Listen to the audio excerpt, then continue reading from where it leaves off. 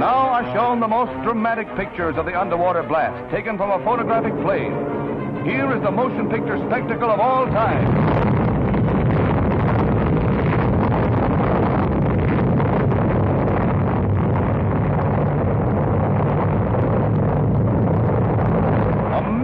Tons of water alive with deadly rays, awe-inspiring in its significance for man who learned how to control the atom.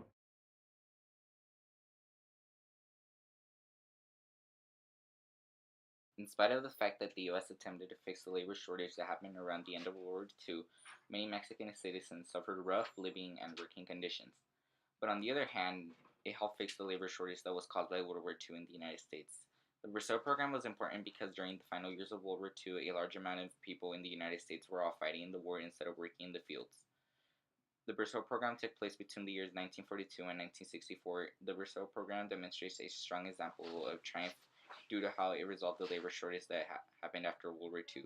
But then it also shows a strong example of tragedy because many Mexicans were treated unfairly even though they were promised adequate living and working conditions.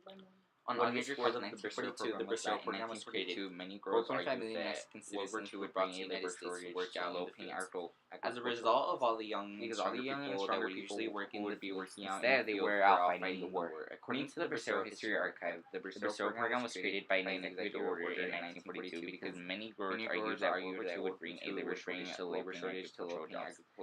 On August 4th, 1942, the United States concluded a temporary intergovernmental agreement for the use of Mexican agricultural labor on the United States farms. Officially referred to the Mexican Farm Labor Program and the influx of legal temporary Mexican workers began. But the program lasted much longer than anticipated. This shows that World War II brought a labor shortage to low-paying agricultural jobs. So then the United States had an agreement to bring 4.5 million Mexican citizens to work in the fields.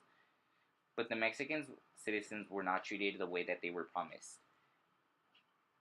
The government promised them decent living and working conditions, but no, they were in rough living and working conditions. The Bracero Program was significant because it led to the Chicano movement.